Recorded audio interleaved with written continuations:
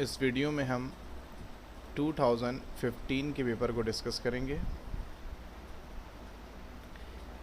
Variance of 777 इस variance का मतलब होता है वैल्यूज़ में कितना डिफरेंस है, मीन से वैल्यूज़ कितनी डिस्टेंस पे मौजूद हैं। चारों वैल्यू सेम है तो वेरिएंस ज़ीरो होगा। Lower limit of probability is zero. Data obtained from the newspaper is secondary data. Median can be located graphically by using OGIF. Sum of all relative frequencies is 1. Set of all possible outcomes of an experiment is sample space. On tossing a die, the probability of getting 6 is 1/6. ये हमने आपको working show करके दिखाई है। जब हम एक dice को टॉस करते हैं तो हमारे पास 6 सैंपल आते हैं, 6 सैंपल्स आते हैं। 1 2 3 4 5 6, ये 6 सैंपल हैं हमारे पास। अब इसमें रेड कलर से देखें तो एक जगह ऐसी है जहाँ पर 6 है और टोटल सैंपल हमारे पास 6 हैं। तो इसका मतलब है फेवरेबल इवेंट 6 वन टाइम आया और सैंपल स्पेस टोटल सैंपल 6 हैं तो 1/6। मैं फिर रिपीट कर रहा हूँ, 1/6 ऐसे आता है। सैंपल स्पेस 6 हैं, 1 2 3 4 5 6, और फेवरेबल इवेंट आपको प्रोबेबिलिटी नंबर 6 की चाहिए थी। एक जगह ऐसी है जहाँ पे 6 मौजूद है तो 1/6 इसका आंसर आ गया। The number of wickets taken by a bowler in a match is discrete variable. If summation x minus 15 is 0 for a data, then arithmetic mean will be 15. ये arithmetic mean की प्रॉपर्टी होती है कि अगर किसी एक specific value को तमाम वैल्यू से माइनस करें और तमाम वैल्यू को माइनस करने के बाद जब उनका सम किया जाए तो ज़ीरो आ जाए तो वो वैल्यू मीन होती है। Summation x minus mean is equal to 0, it means mean is 15। probability A and probability A complement is equal to 1। अब हम सेक्शन B की तरफ मूव करेंगे। Sources, describe the sources of the collection of primary data. ये 2016 का में भी ये क्वेश्चन आया है। हमने सबसे पहले डेफिनेशन मेंशन की, एग्जाम्पल मेंशन की, फिर प्राइमरी डाटा के मुतालिक हमने थोड़ी सी डिस्कशन की और methods of collection of primary data. Primary data are those that are collected for the first time. These are in the form of raw material. Example जो होती हैं national census data collected by interview. Primary data are the first-hand information which is collected, compiled, and published by organizations for some purpose. They are the most original data in character and have not undergone any sort of statistical treatment, यानी कि इस पर भी कोई further काम नहीं हुआ। For example, population census report are primary data because these are collected, compiled and published by the population census organization। जब ये पब्लिश हो जाएगा तो फिर ये सेकेंडरी डाटा बन जाएगा। Methods of collection of primary data: direct personal interview, indirect investigation, investigation through questionnaire, investigation through local sources. Next question की तरफ मूव करते हैं। The data given below shows the marks obtain by the student in statistics. ये values हैं जी। Construct frequency distribution, equal interval of size 10 और relative frequencies भी आपको मांगी हैं। क्लास साइज 10 दे दिया, फ्रीक्वेंसी टेबल और रिलेटिव फ्रीक्वेंसी रिक्वायर्ड है। सबसे पहले इन वैल्यूज़ में जो ग्रीन कलर से आपको वैल्यूज़ नज़र आ रही हैं उनमें 15 डाटा की लोअर और 84 डाटा की हायर वैल्यू है। आपने data higher value minus data lower value से रेंज फाइंड आउट की। 84 - 15 69। क्लास साइज 10 था। Number of classes is equal to range divided by class size, 69 divided by 10 6.9, तो टोटल क्लासेस 7 बनेंगी। अब याद रखिएगा जब स्टार्टिंग पॉइंट आपको क्वेश्चन में गिवन ना हो, यहाँ पर उसने कहीं पर भी हमें स्टार्टिंग पॉइंट मेंशन नहीं करा, तो फिर हम डाटा की लोअर वैल्यू 15 से स्टार्ट करेंगे और क्लास साइज 10 है। तो अगर हम उसको काउंट करें 15 वैल्यू को काउंट करते हुए, 15 इंक्लूसिव होगा जी, 15 को काउंट करते हुए 10 वैल्यूज़ काउंट करें, 15 16 17 18 19 20 21 22 23 24। इसका मतलब है कि 15 से 24 हमारे पास फर्स्ट क्लास इंटरवल आ गई। और इसकी एक और कैलकुलेशन का मेथड है, अगर आप काउंटिंग से ना करना चाहें, जो स्टार्टिंग पॉइंट होगा 15 उसमें क्लास साइज 10 ऐड करें और 1 से माइनस कर दें तो 24 आ जाएगा। अब अगर फर्स्ट क्लास 24 पे एंड हो रही है तो सेकंड क्लास 25 से स्टार्ट होगी, और इसी तरीके से कैलकुलेट करें इसकी हायर वैल्यू 34। अगर सेकंड क्लास 34 पे एंड हो रही है तो थर्ड क्लास 35 से स्टार्ट होगी, ये 44 पे एंड होगी, फिर 45 से स्टार्ट होगी तो 54 पे एंड होगी। अगर फोर्थ क्लास 54 पे एंड हो रही है तो फिफ्थ क्लास 55 से स्टार्ट होगी। काउंट कर लें, 55 से 64 तक 10 वैल्यूज़ हैं, फिफ्थ वैल्यू 64 पे एंड हो रही है तो सिक्स वैल्यू 65 से स्टार्ट होगी। क्लास साइज 10 है, 65 में 10 ऐड करें 1 माइनस करें तो 74 आ जाएगा। अगर सेकंड लास्ट क्लास 74 पे एंड हो रही है तो लास्ट क्लास 75 से स्टार्ट होगी। क्लास साइज 10 है, काउंट कर लें, 75 76 77 78 79 80 81 82 83 84। इसका मतलब है लास्ट क्लास में भी हमारे पास टोटल स्टूडेंट 10 ही मौजूद है। फिर इनको काउंट करने का तरीका ये है, जैसे लेट सपोज फर्स्ट वैल्यू 37 है तो 37 इस क्लास में लाई करेगी। नेक्स्ट वैल्यू 75 है तो 75 लास्ट क्लास में मार्क करते हैं हम। नेक्स्ट वैल्यू 27 है तो उसको आप थर्ड क्लास में मार्क करते हैं। और इनकी मार्किंग का तरीका ये है जी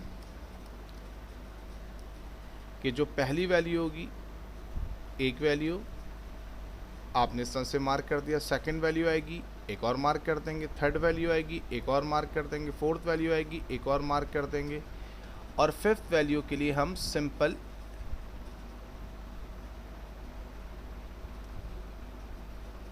यहाँ पर मार्क कर देंगे। सिक्स वैल्यू आएगी इस तरीके से फिर हम मार्क करेंगे उसको, फिर सेवन्थ वैल्यू, फिर एट वैल्यू, फिर नाइन्थ वैल्यू, और जैसी 10th वैल्यू आएगी हम उस पर इस तरीके से मार्क कर देंगे और ये फिर फर्दर प्रोसेस कंटिन्यू रहेगा। अब फर्स्ट क्लास में 5 स्टूडेंट मौजूद हैं, यहाँ हमारे पास स्टूडेंट्स का डाटा मौजूद था जी। नेक्स्ट क्लास में 8 स्टूडेंट मौजूद है, नेक्स्ट क्लास में 7, नेक्स्ट क्लास में 11, नेक्स्ट क्लास में 2, नेक्स्ट क्लास में 10, नेक्स्ट क्लास में 7, इन सब को हम ऐड कर लेंगे तो टोटल समेशन है 50 आ जाएगा। हमें इस क्लास में, इस सवाल में रिलेटिव फ्रिक्वेंसी भी मांगी है, तो रिलेटिव फ्रिक्वेंसी का फार्मूला होता है frequency of a class 5 divided by sum of frequency 50। 5 divided by 50 0.1, 8 divided by 50 0.16, 7 divided by 50 0.14, 11 divided by 50 0.22, 2 divided by 50 0.04, 10 divided by 50 0.2, 7 divided by 50 0.14, और सम ऑफ रिलेटिव फ्रिक्वेंसी इन सबको ऐड करें तो answer आपके पास 1 ही आएगा। और चेक कर लें जी, एक एमसीक्यूज भी अभी हमने ऊपर डिस्कस करा है, sum of all relative frequencies is equal to 1। MCQs number 5 आपके पास जो मौजूद है उसको आप रीड कर लें तो आपको कंफर्म हो गया कि सम ऑफ ऑल रिलेटिव फ्रिक्वेंसीज 1 ही होती हैं। नेक्स्ट क्वेश्चन की तरफ मूव करेंगे। ये x और f की वैल्यूज़ गिवन है हमें। हम सबसे पहले मीन फाइंड आउट करेंगे x का, x को f से मल्टीप्लाई करें, -8 multiply by -3 -24, -4 multiply by 7 -28, -3 multiply by 10 -30, 0 multiply by 30 0, 4 multiply by 4 16, 6 multiply by 16 96, 10 multiply by 10 100। तमाम फ्रीक्वेंसीज़ की वैल्यू को सम करें 80 आ जाएगा। तमाम समीशन एफ एक्स को ऐड करें 130 आ जाएगा। मीन का फार्मूला होता है summation x upon n, summation f x upon N.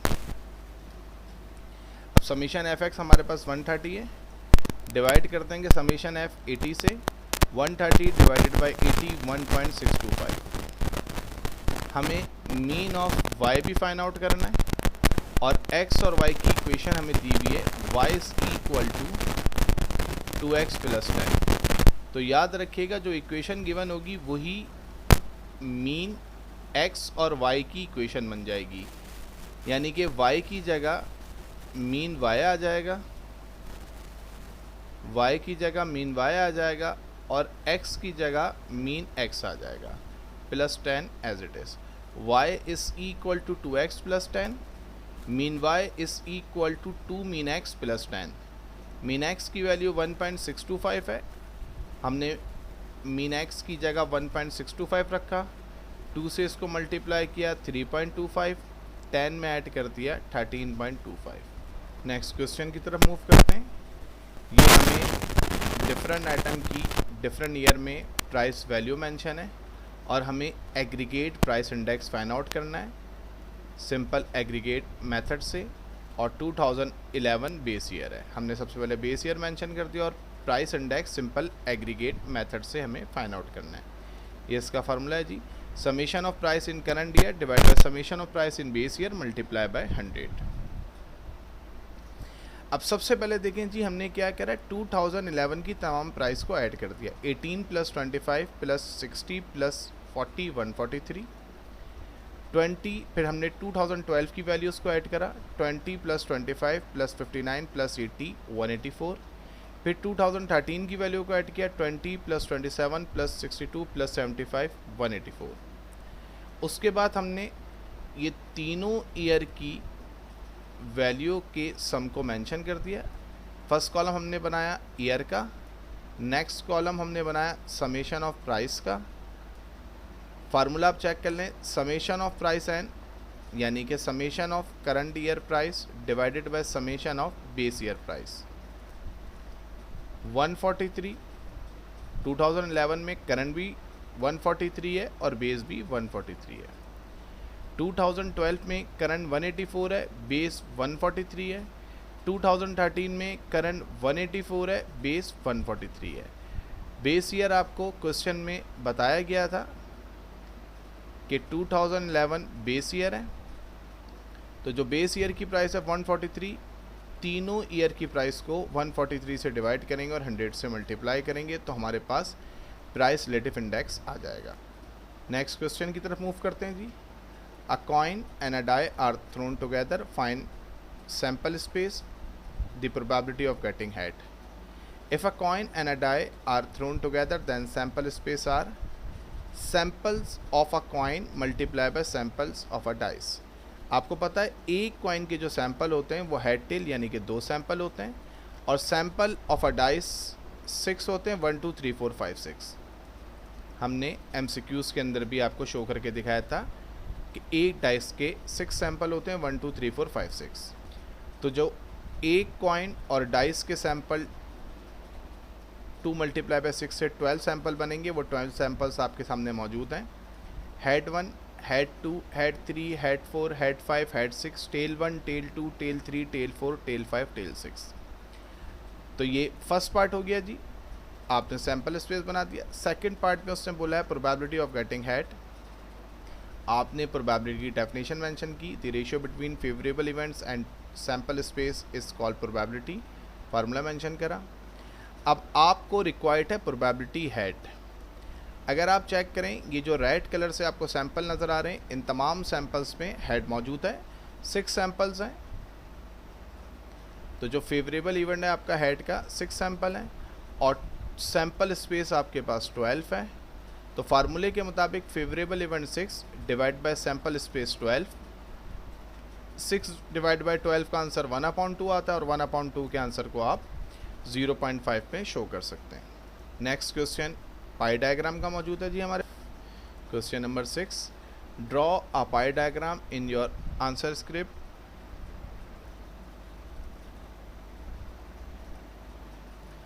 Draw a pi diagram for the following data. ये डाटा आपके पास मेंशन है जी। सबसे पहले आपने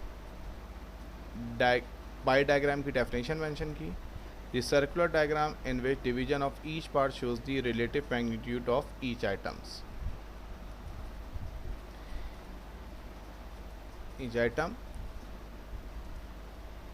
आपके पास जो आइटम मेंशन है फूड, क्लोथिंग, रेंट, मेडिकल और मिससेलेनियस, ये उनके एक्सपेंडिचर मौजूद हैं। 3000, 1000, 2000, 500, 700, इनका सम 7200 मेंशन है। अब पाई डायग्राम के अंदर हम एंगल फाइंड आउट करते हैं। 3000 को डिवाइड करेंगे टोटल एक्सपेंडिचर से, मल्टीप्लाई बाय 360 डिग्री, 150 डिग्री आ गया। 1000 divide by 7200 multiply by 360, 50 degree आ गया। 2000 divided by 7200 multiply by 360 degree, 100 degree आ गया। 500 divide by 7200 multiply by 360 degree, 25 degree आ गया। और 700 divide by 7200 multiply by 360 degree, ये हमारे पास 35 डिग्री आ गया। उसके बाद ही हम सबसे पहले एक सर्किल को ड्रॉ करेंगे एक रीजनेबल रेडियस के थ्रू। सबसे पहले जब हम एक सर्किल को ड्रॉ करेंगे तो एक स्ट्रेट लाइन ड्रॉ कर लेंगे। फर्स्ट लाइन, फर्स्ट एंगल 150 है, इस लाइन पे रख के एंटी क्लॉक हम 150 मेजर करेंगे, वो ये सेकंड लाइन आ गई। फिर नेक्स्ट एंगल 50 है, सेकंड लाइन पे 50 मेजर करेंगे, ये लाइन आ गई। फिर थर्ड लाइन पे 100 एंगल मेजर करेंगे, वो ये लाइन आ जाएगी।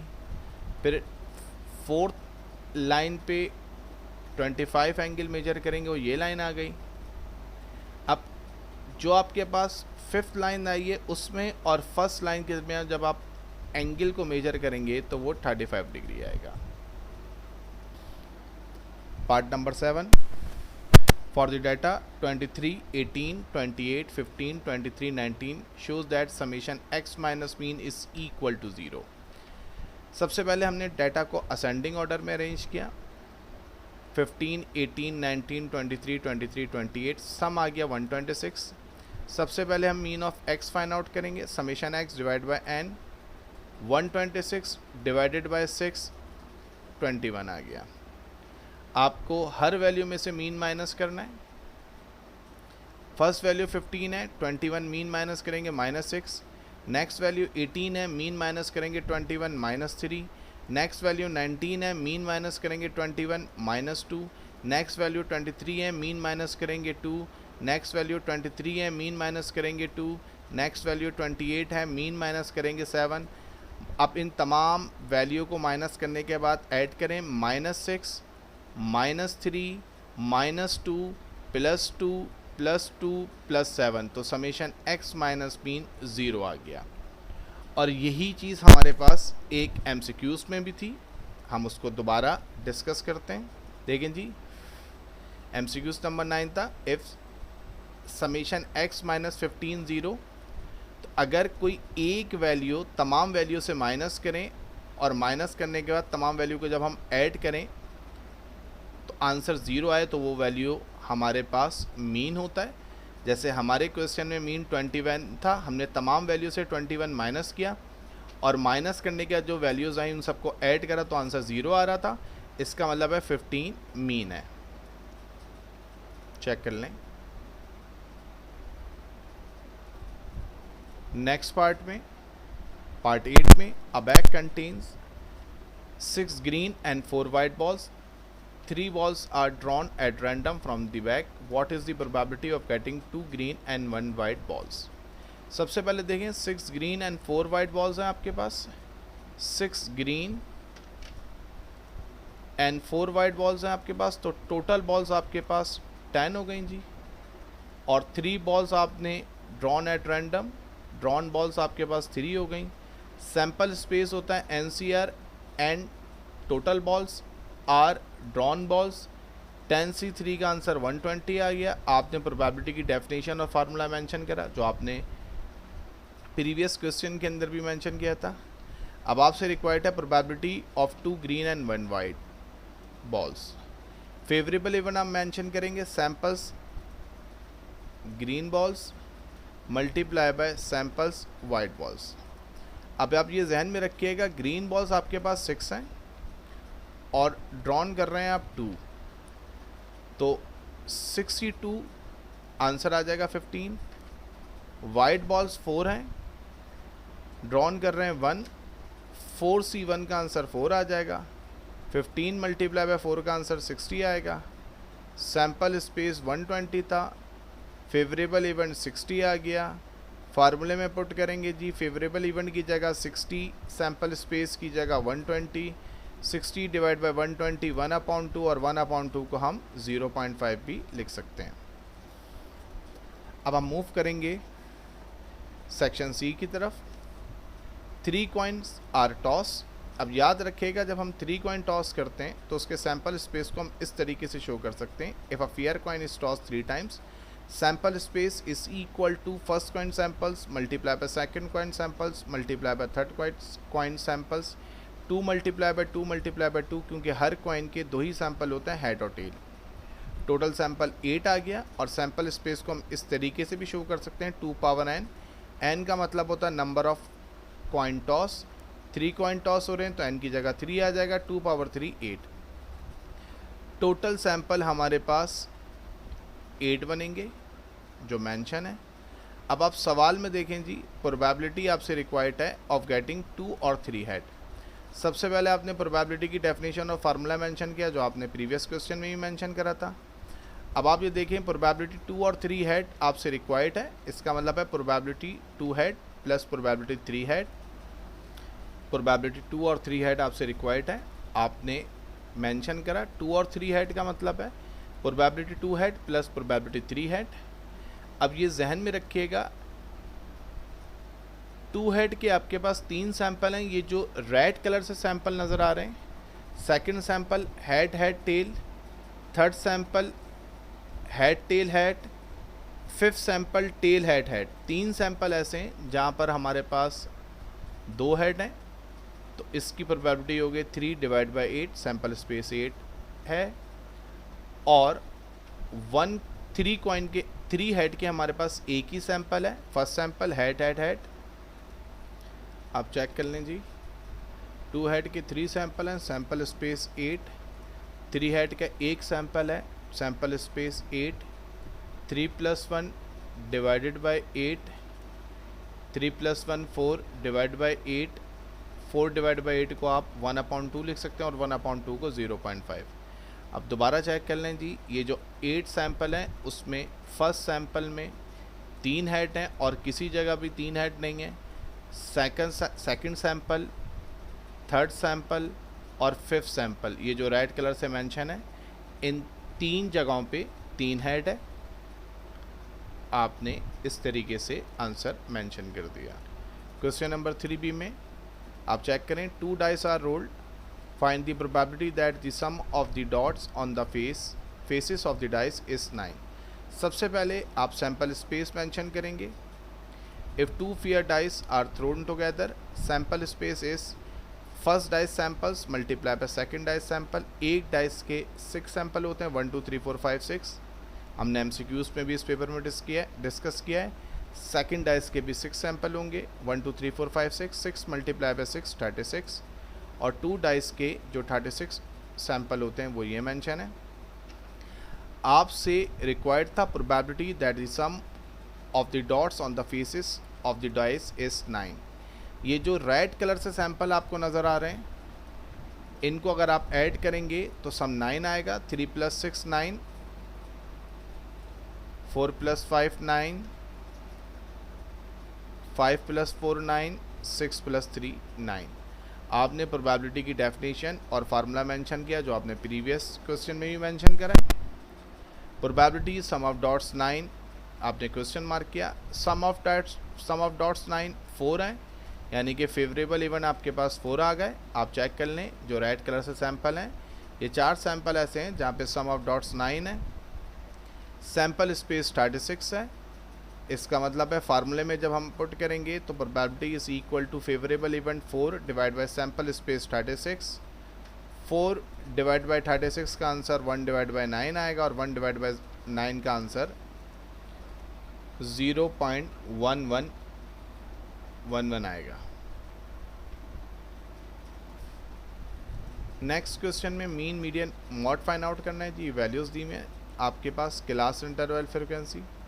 सबसे पहले मीन के लिए आप मिड पॉइंट निकालेंगे 10 + 19 divided by 2। 10 + 19 29 divide by 2 14.5। 20 + 29 49 divide by 2 24.5। 30 + 39 69 divided bye 2 34.5। 40 + 49 89 divide by 2 44.5। 50 + 59 divide by 2 54.5।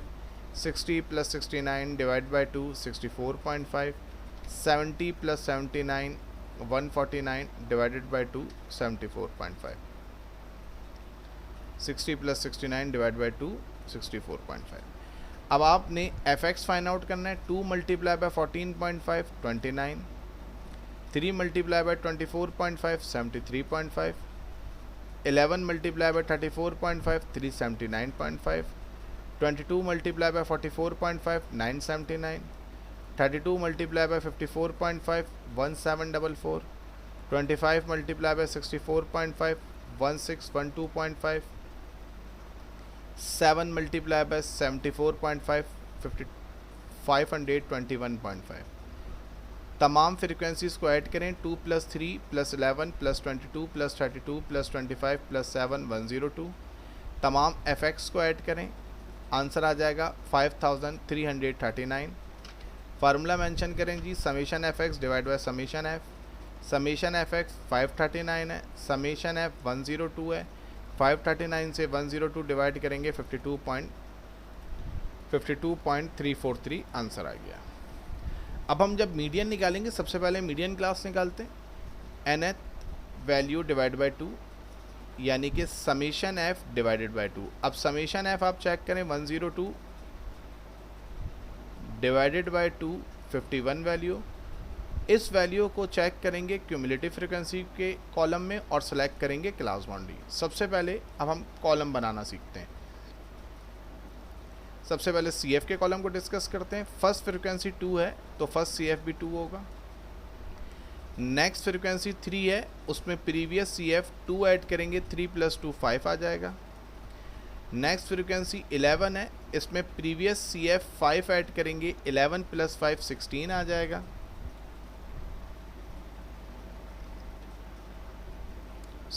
जाएगा। नेक्स्ट फ्रिक्वेंसी 2 है 22 है। 22 में प्रीवियस CF 16 ऐड करेंगे तो हमारे पास आंसर 38 आ जाएगा। नेक्स्ट फ्रिक्वेंसी 25 है। नेक्स्ट फ्रिक्वेंसी 32 है। 32 में 38 ऐड करेंगे 70 आ जाएगा। नेक्स्ट फ्रिक्वेंसी 25 है। 25 में प्रीवियस CF 70 ऐड करेंगे तो 95 आ जाएगा। और लास्ट फ्रिक्वेंसी 7 है। 7 में प्रीवियस CF 95 ऐड करेंगे तो 102 आ जाएगा।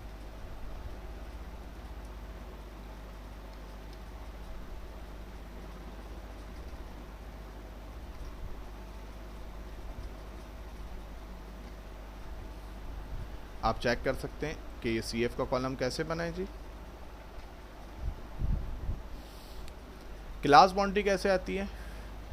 2 कंसेक्यूटिव क्लास इंटरवल को कंसीडर करें, जस्ट लाइक फर्स्ट और सेकंड क्लास इंटरवल को मैंने कंसीडर किया। सेकंड क्लास की lower value 20 minus first class की higher value 19। 20 minus 19 1, 1 divided by 2 0.5। अब 0.5 से तमाम लोअर वैल्यू को माइनस करें। 10 minus 0.5 9.5, 20 minus 0.5 19.5, 30 minus 0.5 29.5, 40 minus 0.5 39.5, 50 minus 0.5 49.5, 60 minus 0.5 59.5, 70 minus 0.5 69.5। अब जो फ्रैक्शन 0.5 आया था उसको तमाम हायर वैल्यू में ऐड करें। 19 plus 0.5 19.5, 29 plus 0.5 29.5, 39 plus 0.5 39.5, 49 plus 0.5 49.5, 59 plus 0.5 59.5, 69 plus 0.5 69.5, 79 plus 0.5 79.5। मैं फिर रिपीट कर दूं, जो फ्रैक्शन 0.5 आया था वो कैसे आया था? सेकंड क्लास की lower value 20 minus first class की higher value 19, 20 minus 19 1 divide by 2 0.5, और वो जो डिवाइड का 2 है उसका ताल्लुक फ्रिक्वेंसी के 2 से नहीं है। तो आप जब मीडियन क्लास लेंगे nth value divide by 2, nth value का मतलब होता है समेशन f, यानी कि समेशन f 102 था, 102 को 2 से डिवाइड करेंगे 51 वैल्यू आ गई। अब इसको हमने चेक करना है क्यूमुलेटिव फ्रीक्वेंसी के कॉलम में और क्लास बाउंड्री सेलेक्ट करनी है। 51 2 में नहीं आएगा, 5 में नहीं आएगा, 16 में नहीं आएगा, 38 में नहीं आएगा, 70 में 51 आ जाएगा। तो जैसे ही हमें CF में 51 या उससे बड़ी वैल्यू मिल गई तो वो क्लास बाउंड्री 49.5 से 59.5 तक हमारी मीडियन क्लास हो गई, हमने मेंशन कर दिया। अब इसमें लोअर वैल्यू जो है वो 49.5 है, वो L हो गया। इन दोनों का डिफरेंस जो है वो H हो गया 10, और H का मतलब हाइट ऑफ क्लास होती है, यानी कि दो कंसेक्यूटिव लोअर यानी कि 10 माइनस 20 करेंगे तो भी 10 आएगा। लास्ट की सेकंड लास्ट और लास्ट को कंसिडर करें तो इनकी जो लोअर है वो 60 और 70 है, इसमें भी डिफरेंस 10 आ रहा है। अगर मैं थर्ड और फोर्थ क्लास इंटरवल को कंसिडर करूँ और इनकी हायर वैल्यू देखूँ 39 और 49, इसमें भी डिफरेंस 10 ही आ रहा है। फ्रीक्वेंसी ऑफ मीडियन क्लास, ये आपकी मीडियन क्लास है तो इसकी फ्रीक्वेंसी 32 हो गई जी। और जो CF लेते हैं वो अबव मीडियन क्लास लेते हैं। अगर आपके पास ये मीडियन क्लास है तो आप CF 70 नहीं लेंगे, इससे ऊपर वाला CF लेंगे 38। फार्मूले में L की जगह 49.5, H की जगह 10, फ्रीक्वेंसी की जगह 32, समेशन F की जगह 102 डिवाइड बाई 2 फार्मूले का, और फिर CF की जगह 38। इन तमाम वैल्यू को सॉल्व करके सिंगल नंबर बनाएंगे और फिर 49.5 में ऐड करेंगे। 10 divide by 32 0.3125, 102 divide by 2 51, 51 minus 38 13, 0.3125 को 13 से मल्टीप्लाई करेंगे 4.0625 आ जाएगा, और 49.5 में 4.0625 को ऐड करेंगे तो हमारे पास आंसर आ जाएगा 53.562। अब हम मॉड क्लास के लिए जब जाएंगे तो सबसे पहले मॉड क्लास निकालेंगे। मॉड क्लास होती है जी class boundary of higher frequency. Class boundary हम ऊपर डिस्कस कर चुके हैं। इन तमाम फ्रीक्वेंसीज़ में अगर हम देखें तो सबसे हायर वैल्यू जो है वो 32 है, तो 32 की रिस्पेक्ट से जब मैं क्लास बाउंड्री देखूंगा तो वो 49.5 से 59.5 है, और वही क्लास बाउंड्री हायर फ्रीक्वेंसी की जो क्लास बाउंड्री है वो मेरी मॉड क्लास हो गई। लोअर वैल्यूज़ में 49.5 है, इन दोनों का डिफरेंस H 10 आ गया जी।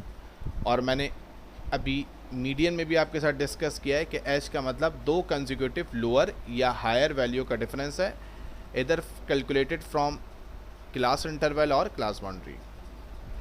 FM का मतलब होता है मॉड क्लास की फ्रीक्वेंसी 32। F1 का मतलब होता है frequency of above mod class. Mod class 32 से ऊपर वाली क्लास की फ्रीक्वेंसी 22 है। और F2 का मतलब होता है frequency of below mod class. Mod class 32 से बिलो क्लास की फ्रीक्वेंसी 25 है। फार्मूले में वैल्यू पुट करेंगे, L की जगह 49.5, FM की जगह 32, F1 की जगह 22, H की जगह 10। ये 2 फार्मूले गए जी। FM की जगह 32, F1 की जगह 22, F2 की जगह 25। इन तमाम वैल्यूज़ को सॉल्व करके सिंगल बनाएंगे और उसके बाद 49.5 में ऐड करेंगे।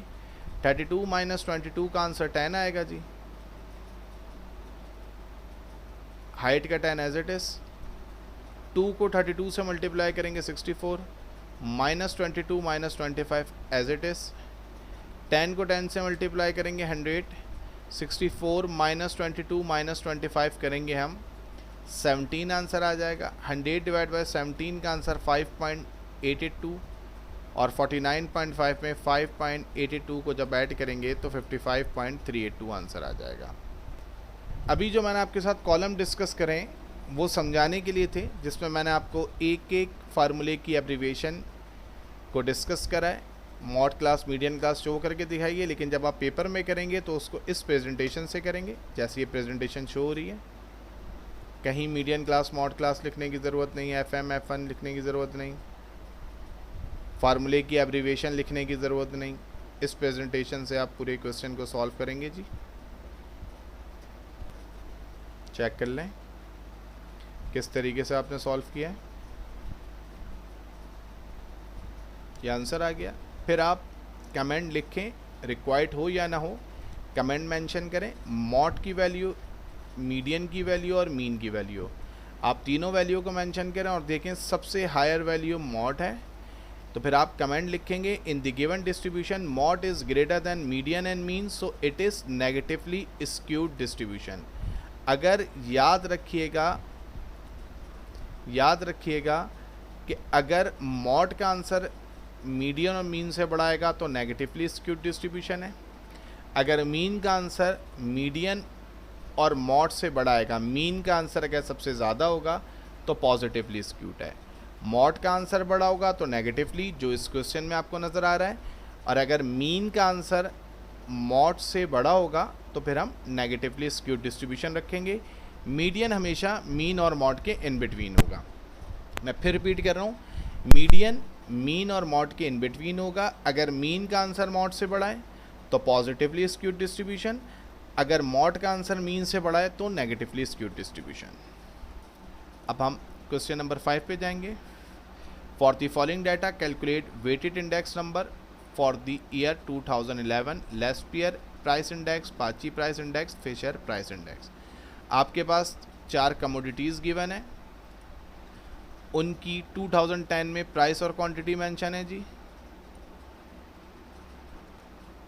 उनकी 2010 में प्राइस और क्वांटिटी मेंशन है जी, और 2011 में भी उनकी प्राइस और क्वांटिटी मेंशन है।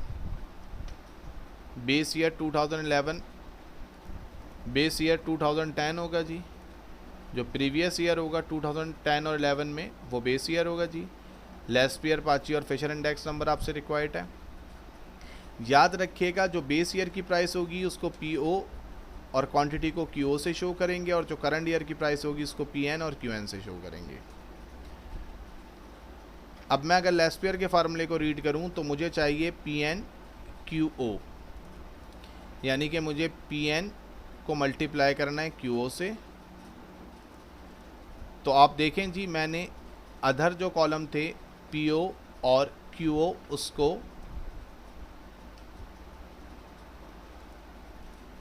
उसको मैंने हाइड कर दिया जी। तो अब बहुत आसानी से आप मल्टीप्लाई करेंगे। 5 multiply by 45 225, 10 multiply by 150 600, 10 multiply by 60 600, 12 multiply by 310 3720। तमाम वैल्यूज़ का सम करेंगे तो 5145 आंसर आ गया जी। आपने यहाँ रख दिया। डिवाइड में summation p o q o चाहिए। अब आपको p o multiply by q o करना है जी। तो मैंने पी एन क्यू एन के कॉलम को हाइड कर दिया। 30 multiply by 5 150, 120 multiply by 4 480, 42 multiply by 10 420, 225 multiply by 12 2700। इन तमाम वैल्यूज़ को ऐड करेंगे 3750 आ गया। 3750 को यहाँ रखेंगे। 5145 डिवाइड बाय 3750 1.372 मल्टीप्लाई बाय 100 137.2%। अब पाची इंडेक्स नंबर देखेंगे जी, तो हमें चाहिए summation p n q n. हमें summation p n q n इन दो कॉलम को मल्टीप्लाई करना है। मैंने अदर कॉलम को हाइड कर दिया। 45 multiply by 4 180, 150 multiply by 3 450, 60 multiply by 8 480, 310 multiply by 7 2170। इन तमाम वैल्यूज़ को ऐड करेंगे 3280 आ जाएगा। आपने वैल्यू रख दी। डिवाइड में summation p o q n चाहिए। अब आपको पी ओ को मल्टीप्लाई करना है क्यू एन से, तो आप अदर कॉलम को हाइड कर देंगे। अब आपने रिमेनिंग अदर कॉलम को हाइड कर दिया। 30 multiply by 4 120, 120 multiply bye 3 360, 42 multiply bye 8 336, 225 multiply bye 7 1575। इन तमाम वैल्यूज़ को ऐड करेंगे 2391 आ जाएगा जी। 2391 को यहाँ रखेंगे। 3280 से 2391 को डिवाइड करेंगे तो 1.3718, मल्टीप्लाई बाय 100 करेंगे तो 137.18% आपके पास आंसर आ जाएगा। जब हम फिशर के फार्मूले को देखते हैं तो ये जो ब्लू कलर से आपको नज़र आ रहा है ये लेस्पियर का फार्मूला है, और जो ब्राउन कलर से आपको नज़र आ रहा है ये पाची का फार्मूला है। दोनों के फार्मूलों में 100 था, तो 2 टाइम्स 100 मल्टीप्लाई होगा स्क्वायर रूट के अंदर, तो 100 का स्क्वायर से स्क्वायर रूट कैंसिल हुआ तो बाहर सिर्फ एक 100 चला जाएगा। इसका मतलब है Fisher index number is the square root of the product of Laspeyres and Paasche index number. तो इसका मतलब है कि फिशर इंडेक्स नंबर के लिए कोई अलग से कॉलम नहीं बनाने, यही 4 कॉलम जो आपने बनाए यही इस्तेमाल होंगे। ये वैल्यूज़ आपने रखी, ये जो ब्लू कलर से नज़र आ रही हैं आपको ये दोनों वैल्यू लेस्पियर की हैं। ये जो ब्राउन कलर से वैल्यूज़ नज़र आ रही हैं ये पाची की हैं। 5145 को मैंने डिवाइड किया 3750 से तो 1.372 आया। 3280 को मैंने डिवाइड किया 2391 से तो आंसर 1.3718 आया।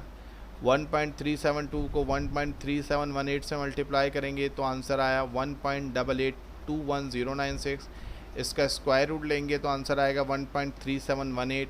100 से मल्टीप्लाई करेंगे तो आंसर आ जाएगा 137.18%। फिर हम रिलेशन भी शो करेंगे एंड में। Fisher is the square root of the product of Laspeyres and Paasche. Fisher का आपके पास आंसर 137.18% आया जी। पाची का आंसर आपके पास 137.2% आया, आपने यहाँ रखा जी। और लेस्पियर का आंसर 137.2 आया था जी, और पाची का आंसर 137.18% आया, आपने यहाँ रखा। मैं दोबारा रिपीट कर दूँ, फिशर इंडेक्स नंबर का आंसर आपके पास 137.18% आया, आपने यहाँ रखा। लेस्पियर का आंसर आपके पास 137.2 आया, आपने यहाँ रखा। पाची का आंसर आपके पास 137.18% आया, आपने वैल्यूज़ को यहाँ रखा जी। 137.2 को 137.18 से मल्टीप्लाई करेंगे तो आंसर आएगा 18821.096। इसका स्क्वायर रूट लेंगे तो 137.18% आएगा। दोनों आंसर ट्रू हैं जी। आई होप कि ये वीडियो आपके लिए काफ़ी यूज़फुल होगी। इस वीडियो को दूसरे स्टूडेंट के साथ भी शेयर करें। Thank you.